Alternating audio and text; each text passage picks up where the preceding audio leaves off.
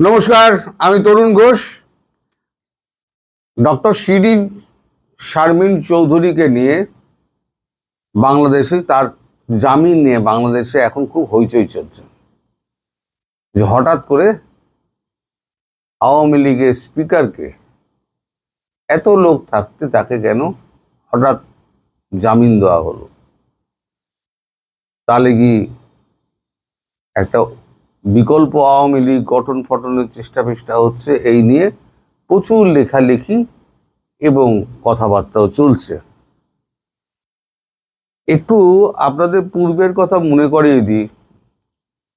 খলিলুর রহমান যখন আমাদের ভারতবর্ষে এসেছিলেন এবং জয়শঙ্করের সঙ্গে যখন দেখা হয়েছিল, তারপরে আমি একটা কপি করেছিলাম ভিডিও, তাই টাইটেল করেছিলাম চাপের রাজনীতি খেলতে গিয়ে।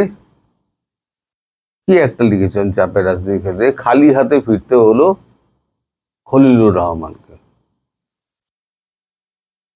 জয়শঙ্করজি আমার ভিডিওর সঙ্গে আপনারা মিলিয়ে দেখবেন, আমি আজকে যা বলছি সেদিনকে যা বলেছিলাম সেটা মিল আছে কিনা। জয়শঙ্করজি কথাটা শুরুই করেছিলেন এটা দিয়ে যে আওয়ামী লীগের স্পিকার শিরিন শারমিন চৌধুরীকে অ্যারেস্ট করে আপনারা পরিষ্কার বুঝিয়ে দিয়েছেন আওয়ামী লীগ সম্পর্কে তারেক রহমানের মন্ত্রিসভার এর মনোভাবটা কি। সেখানে আপনাদের আমরা বিশ্বাস করব কি করে? শেখ হাসিনার কথা তো ছেড়েই দিন। এখন তিনি দেশে ফিরে নানান ভুলভাল কথা বলছেন।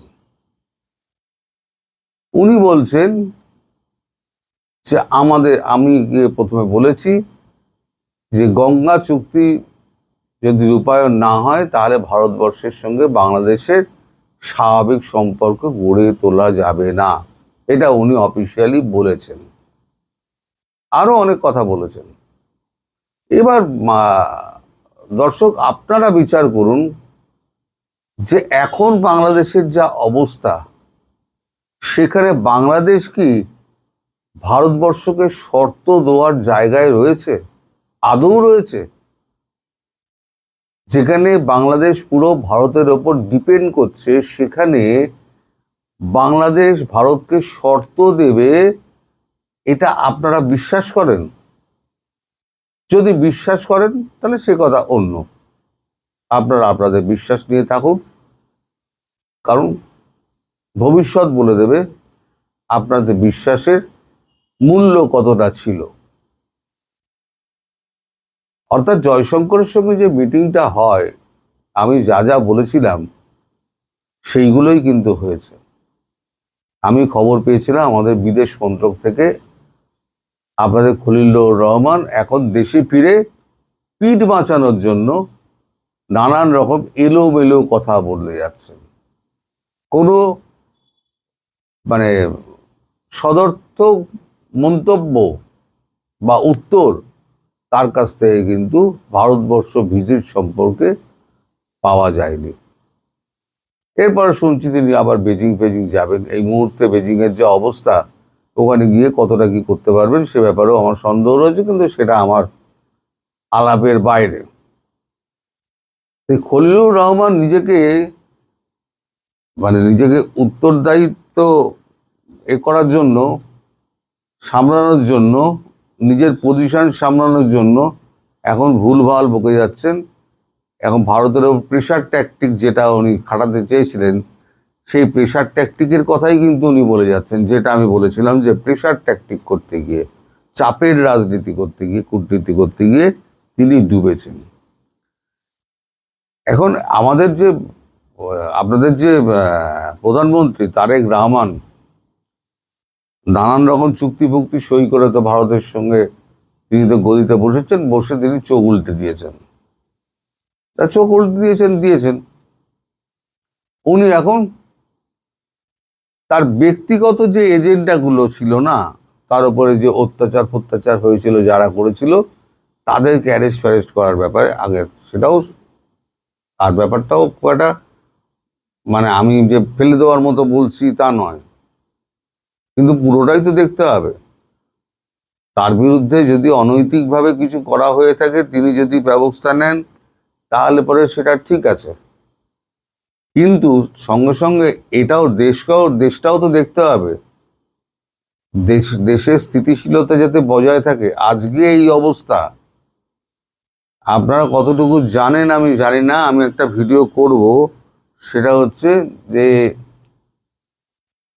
গতকালের বৈঠকের পর ট্রাম্প ক্ষেপে গিয়ে বলেছে আমি হরমুজ ব্লক করে দেবো।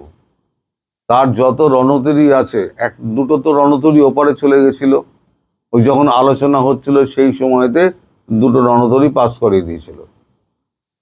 দুটো ওমান উপসাগরে রয়ে গেছে, তাহলে ওমান উপসাগর বন্ধ করে দিল, আর এদিকে বাকিটুকু বন্ধ করে দেওয়ার উপক্রম হচ্ছে, অথবা ওমান উপসাগরটাই পুরো বন্ধ করে দিল। এইবারে তো বন্দরগুলো থেকে তেল আসবে কি করে? সবাই তো বন্দরে তেলের জন্য যায়, বিশেষ করে হাইফা। সেটা যদি বন্ধ হয়ে যায় তাহলে পরে কি করে হবে? সম্ভবত হাইফা। ভুল হলে আমায় শুধরে দেওয়ার চেষ্টা করবেন, কারণ আমি তো কোনো কিছু দেখে বলি না, আমি যা মনে থাকে তাই নিয়ে আমি বলি। তো সেগুলো দিয়ে কিন্তু তার চিন্তা নেই। ভারত কিন্তু যদি তেলের সংকটের জন্য যদি ভারত ভোগে, এবং যদি ইরান থেকে তেল আনা বন্ধ হয়ে যায়, একমাত্র রাশিয়ার ওপরে এবং কিউবার ওপরে, ভেনেজুয়েলা থেকে তেল উনি আনবেন না মোদিজি, কারণ সেটা আমেরিকার হাতে রয়েছে, উনি আনবেন না। ফলে কিউবার ওপরে এবং আর কয়েকটা দেশের ওপর, আরবগুলো তো 12টা বেজে গেছে, সেটা আপনারা জানেন। ফলে ভারত তার নিজস্ব যদি প্রয়োজন মানে জুগিয়ে যদি তেল না বাঁচে, তাহলে দেবে কি করে? উনি কিন্তু এইগুলো নিয়ে তারেক রহমান ভাবছেন না। এই যে যত ইউনূসের আমলে দুর্নীতি হয়েছে, এত শিশু মৃত্যু হচ্ছে, আমি ভিডিও করেছিলাম যে একটা বাক্য শাসক দলের পক্ষ থেকে, প্রধানমন্ত্রীর পক্ষ থেকে একটা বাক্য খরচ করা হয়নি। তিনি সিনেমা থিয়েটার দেখে বেড়াচ্ছেন, তা তিনি বেড়ান, তার ইচ্ছা, পরিবার নিয়ে আনন্দ করছেন, দেশ যায় গোল্লায়, উনি নিজের মতো আছেন। ওই জনতার আদালত বলে একটা ফেসবুক চ্যানেল, তারা এখানে লিখেছে, আলহামদুলিল্লাহ, হাম ও অন্যান্য রোগে শিশুদের টিকা ও সিরিঞ্জ ক্রয়ে অর্থ আত্মসাৎ, অনিয়ম ও দুর্নীতির বিষয়ে তদন্তপূর্বক সাবেক প্রধান উপদেষ্টা ডক্টর ইউনূস ও সাবেক স্বাস্থ্য উপদেষ্টা ডক্টর নূরজাহান বেগম সহ সংশ্লিষ্টদের বিরুদ্ধে ব্যবস্থা নিতে দুর্নীতি দমন কমিশনে দুদকে আবেদন করা হয়েছে। এইটা হচ্ছে জনতার আদালত, তার লেখা। এখন আমি যে বলেছিলাম না 128 কোটি টাকা ঘুষ নিয়েছিলেন, সেগুলো ধীরে ধীরে প্রমাণিত হবে। আমি তো আগে বলে দিই, তো পরে প্রমাণিত হবে 128 কোটি টাকা তিনি কোন জায়গা থেকে দুর্নীতি করেছিলেন, মানে কোন কোম্পানিকে টাকা খেয়ে, বাংলাদেশের কোন কোম্পানিকে তিনি ওই ভামের টিকা সাপ্লাই করার জন্য তিনি দিয়েছিলেন, অর্ডারটা দিয়েছিলেন। যথাসময় সে টিকা দিতে পারেনি। আমি এও বলেছিলাম, যদি আপনারা যদি এটাকে মিথ্যে খবর প্রমাণ করতে পারেন, আমার বিরুদ্ধে মামলা করবেন, অথবা আমার বিরুদ্ধে বাংলাদেশের ভারতের হাই কমিশনে গিয়ে আমার বিরুদ্ধে অভিযোগ করতে পারেন, অথবা ইন্ডিয়া গভর্নমেন্টকে আপনারা জানাতে পারেন। আমার হাতে তথ্য প্রমাণ আছে, এবং পরবর্তীকালে বেশি ব্যাগরবাই করলে সে কোন কোম্পানি, সেই কোম্পানির নামও আমি বলে দেবো, সেটাও বলেছিলাম। এগুলোর দিকে তার নজর নেই। আওয়ামী লীগের ফেরার ব্যাপারে তিনি যে কাটামুন্ডু তখন মেরে এনেছিলেন, কাটামুন্ডু কিন্তু এখন আর মানে হাড়ও নাড়ে না, ফিরেও দেখে না, মুন্ড পুরো ঘুরে গেছে। ও ভালো কথা।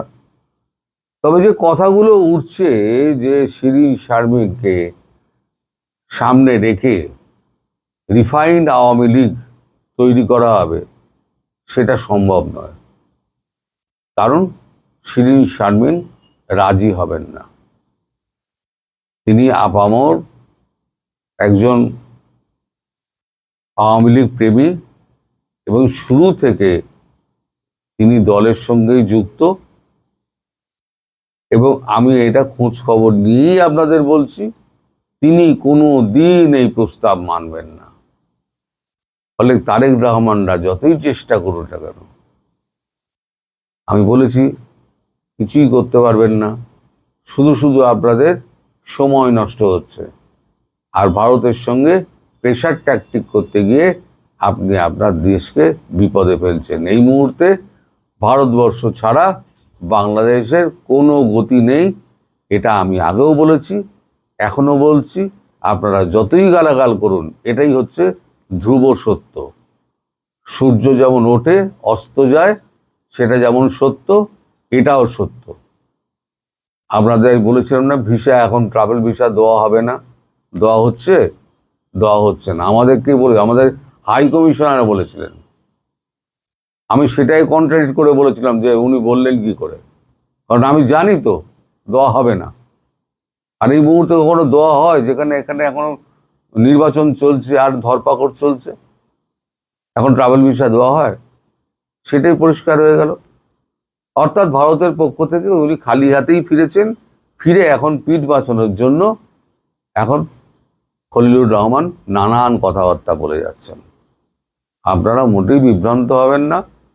আওয়ামী লীগের ব্যাপারে ভারতবর্ষ তার অবস্থানে স্টিক করে রয়েছে, এবং আওয়ামী লীগকে না ফেরালে তারেক রহমানের গদি থাকবে না, এবং সেটা খুব তাড়াতাড়ি যা হবার হবে। আমি দিনক্ষণ বলতে পারবো না।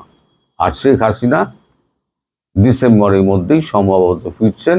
আবার আমি বলে দিচ্ছি, আমায় গালাগালি করুন আর যাই করুন না কেন, আমি ভারতবর্ষের কথা বলি, আপনাদের কথা বলি। আর দুর্মুখরা যা বলার তা বলে যান, তাতে আমার কিচ্ছু যায় আসে না। সবাই ভালো থাকবেন, সুস্থ থাকবেন, সাবধানে থাকবেন। নমস্কার।